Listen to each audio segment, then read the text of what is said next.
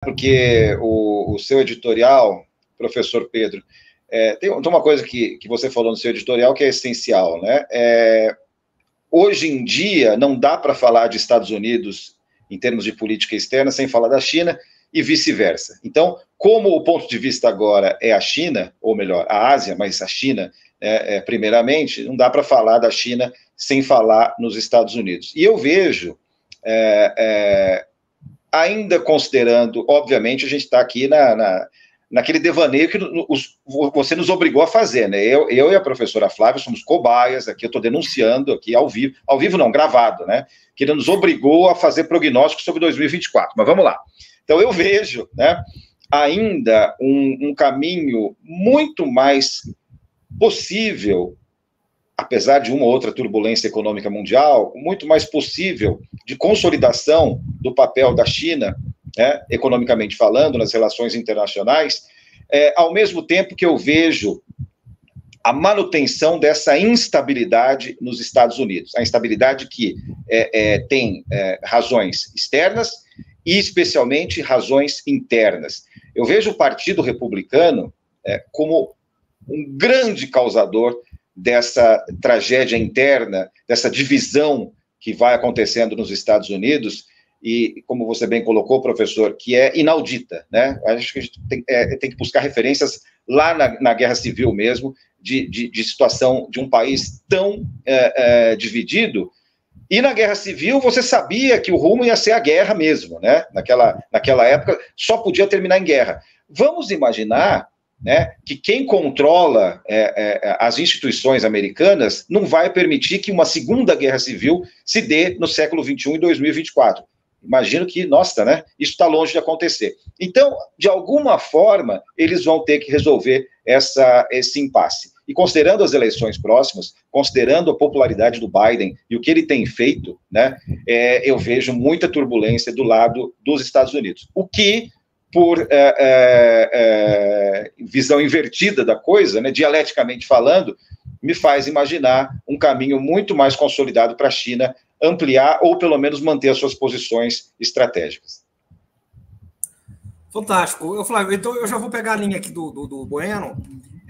Fala para a gente da China e já coloca o problema dos Estados Unidos no ano que vem, o problema interno, né, das eleições. Como é que você vê essa questão, né, a volta do Trump, a não volta do Trump, essa divisão, o Trump liderando as pesquisas hoje, tanto do ponto de vista do colégio eleitoral, como do ponto de vista dos swing states, né, dos estados pêndulos. Ele lidera em todos os estados pêndulos hoje. Ele lidera no colégio eleitoral. E também tem esse cerco, né, esse cerco a ele, dele poder se tornar aí inelegível. Então, e a questão Biden, né, que o Bueno toca bem aí, né, o desgaste do Biden, né, da figura do Biden, do próprio governo. Como é que você vê China e Estados Unidos aí? Já vou colocar os dois juntos aí. Bom, em relação à América Latina, acho que a China é a nossa realidade inexorável, não tem como fugir disso, né? Me impressiona ainda que o Brasil tenha uma resistência em participar de iniciativas como a Rota da Seda. Eu acho que a gente deveria sim participar, deveria ter esse debate dentro da nossa política externa com força, porque se a gente tem alguma pretensão ainda, e temos, né, de ser uma liderança aqui na América do Sul, a gente não pode esquecer da China, que também disputa esse espaço e tem conseguido, inclusive, ganhar mais a simpatia dos vizinhos. Então, talvez seja mais inteligente para o Brasil fazer essa parceria aqui junto com o Brasil, com os nossos vizinhos na América do Sul, talvez até fortaleça a nossa posição, pensando também alto aqui em relação ao futuro, como a gente propôs. E em relação aos Estados Unidos, nossa, bom, o professor Pedro conhece muito mais aí dessa política interna americana.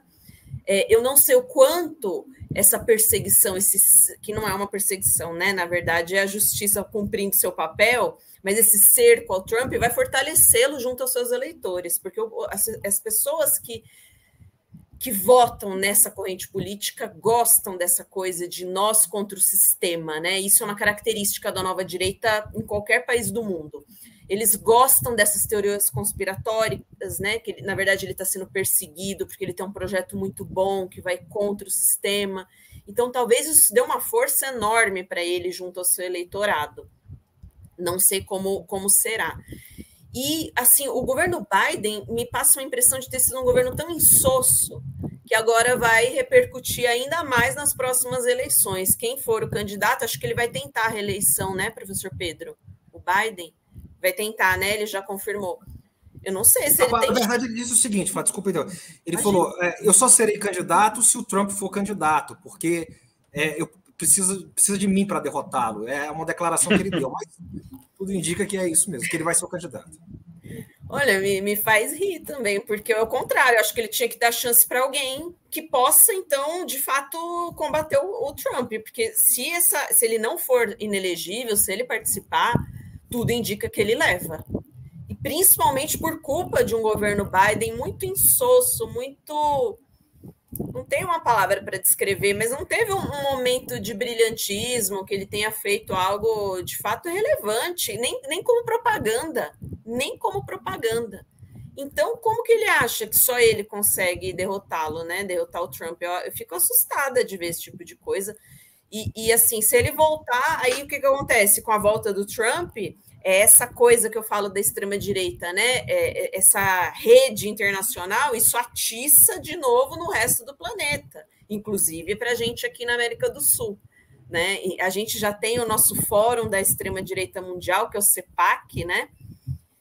Vai virar um showbiz daqui a pouco, porque se ele volta, fortalece, né? São essas redes aí dessa vertente política.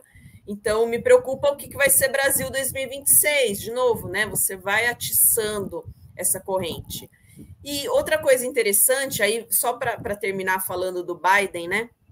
Como, independente de serem democratas ou republicanos, o Biden mantém a relação e a relação ruim com a China e muitas das medidas que o Trump tinha feito em termos comerciais, né? Falando de política comercial externa dos Estados Unidos. Ele não revogou várias tarifas, né, que o Trump colocou contra a China, e inclusive os seus discursos foram extremamente assim agressivos com a China, né? Uma guerra comercial de fato. Ele não esconde.